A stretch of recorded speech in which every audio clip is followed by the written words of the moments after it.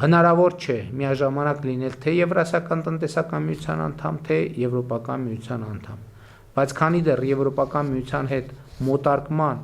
ԵՄ անդամակցության չափանիշներին համապատասխանելուն ուղղված բարեփոխումները համատեղելի են, Հայաստանի Հանրապետությունը կշարունակի մնալ ԵԱՏՄ անդամ եւ կզարգացնի առևտրատնտեսական հարաբերությունները նրա անդամ երկրների հետ։ Էս էլ է խոսույթ, որի մասին բազմիցս խոսել եմ։ Մենք գիտենք, որ համատեղելի չէ ԵԱՏՄ եւ Եվրոպական միությունը, բայց քանի դեռ մեր օրակարգերը համատեղելի են, մենք ընտրություն չենք կատարի։ Երբ որ կգա այն կետը, երբ որ պետք կլինի ընտրել,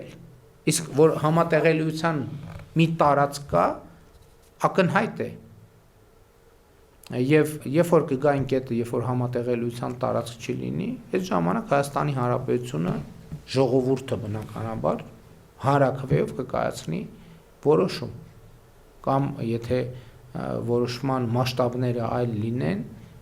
այլ իրավական ընթացակարգերով Հայաստանի Հանրապետությունը կկայացնի որոշում։ Քանի դեռ այս կետին չենք հասել, որևէ կամ որոշում կայացնելու անհրաժեշտություն չկա։